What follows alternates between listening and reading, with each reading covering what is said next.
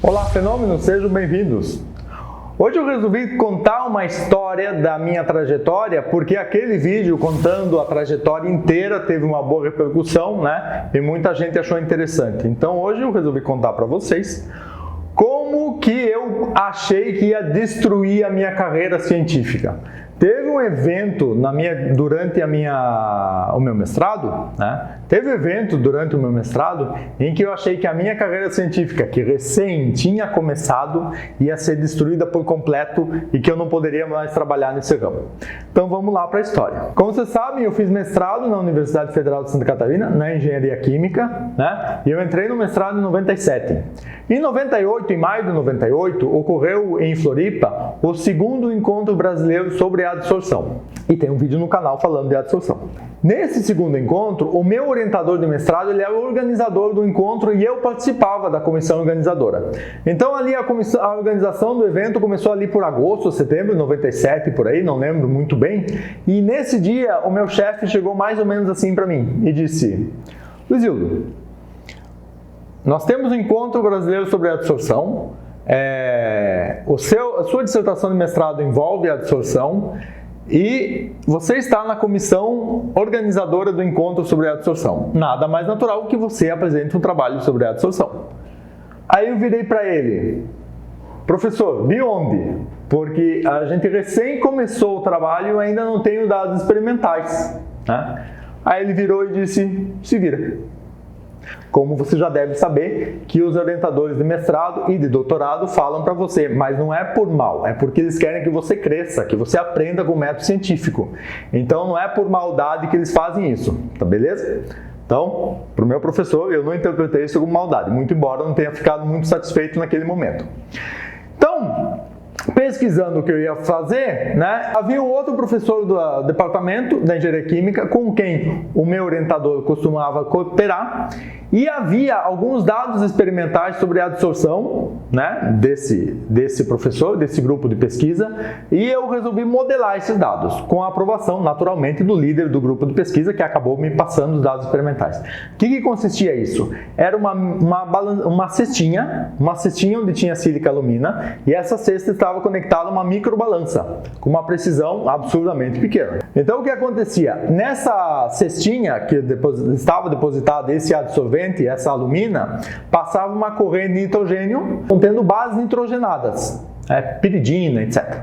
Então, essas bases nitrogenadas, elas estavam solubilizadas por essa corrente, estavam dispersas nessa corrente de nitrogênio, né? E passavam através da balança, passavam através do adsorvente, adsorviam nessa alumina e, fatalmente, haveria uma mudança na leitura da balança. E essa mudança na leitura da balança era atribuída ao fenômeno da adsorção. Se você quer saber mais sobre a adsorção, tem um vídeo aqui no canal. Então, beleza. O que eu propus, né? O que a gente propôs? Que poderia ser feita uma modelagem para determinar a dinâmica desse processo. Então, nós poderíamos retirar, eventualmente, o coeficiente de transferência de massa para tentar entender a cinética desse processo de adsorção nessa alumina que estava na microbalança. Certo? Então, sensacional. Eu já tinha os dados experimentais, eu precisava apenas escrever um modelo matemático para essa adsorção que contemplasse um coeficiente de transferência de massa, né?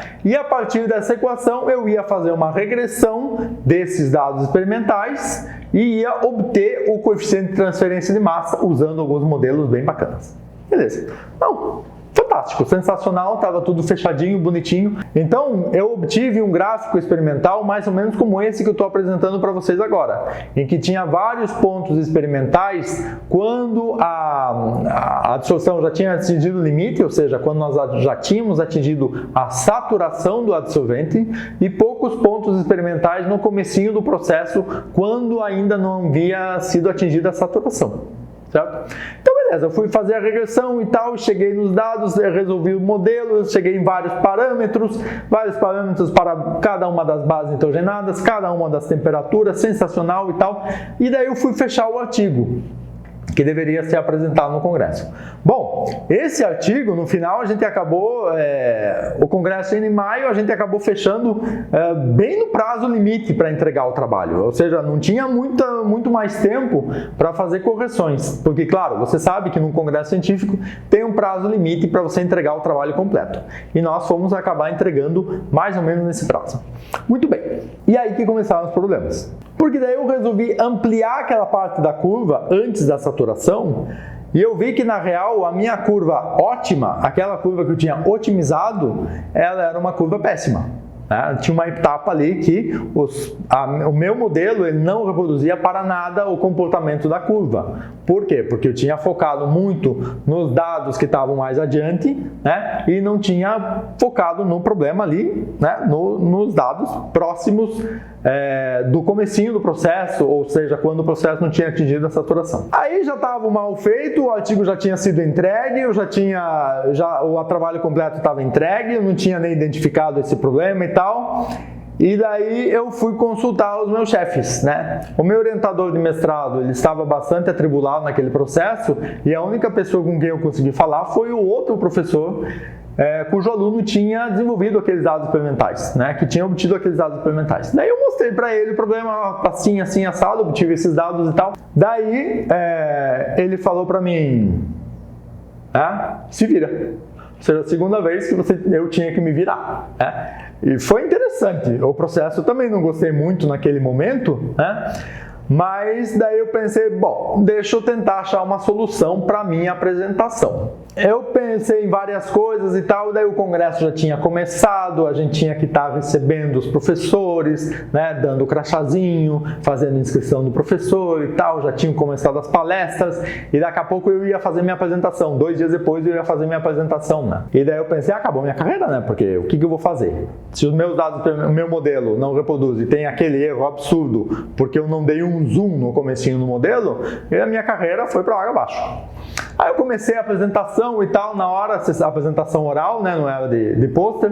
Na minha apresentação oral, comecei, expliquei e tal, falei, olha, pessoal, então a gente fez isso aqui, tinha uma microbalança numa cestinha com alumina e tal, e passava uma corrente de nitrogênio com bases nitrogenadas, nitrogênio com bases nitrogenadas, né? E aí a gente media a absorção, e aí nós fizemos um modelo matemático e a gente obteve a curva ótima, e daí na real a curva era péssima, né? E quando eu falei que a curva era péssima, todo mundo começou a rir, dar risada, achou descontraído e tal, né? E daí eu disse, não, então o que foi feito? Nós usamos uma função objetivo dessa maneira para tentar obter os parâmetros, fazer a regressão dos parâmetros, mas poderia ter sido usada uma outra função objetiva que levasse em conta a inclinação da curva, etc, etc, etc, etc, para poder corrigir esses erros, né? E aí, terminei a apresentação e esperei o veredito dos colegas, né? Vários professores que trabalhavam com absorção há muito tempo, gente que já tinha orientado mestrado, orientado doutorado, já tinha publicado vários artigos no exterior, e eu, um reles mestrando, que ainda não tinha publicado nada, estava na minha primeira apresentação de trabalho oral num congresso, e aí eu abri para as perguntas e pensei, acabou minha carreira, né? E aí veio a grata surpresa.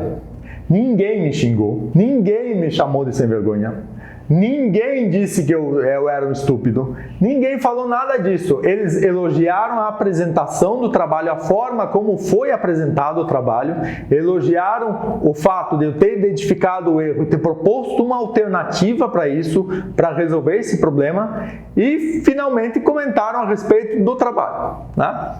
Mas nada assim que denegrisse o trabalho, nada que destruísse a minha carreira científica, como eu estava com medo naquela época, né? Então a lição que eu tiro disso, quando você vai fazer uma apresentação num congresso científico, o pessoal não está lá para te destruir. Quem é você para ser destruído por alguém que já orientou muitos trabalhos de mestrado, de doutorado? Quem é você para ser destruído por alguém cujo látis é muito maior do que o que você imagina que poderia ter sido naquela época, né?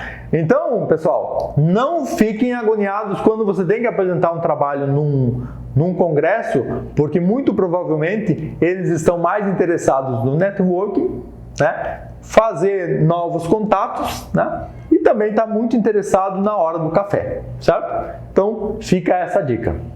Obrigado e até a próxima.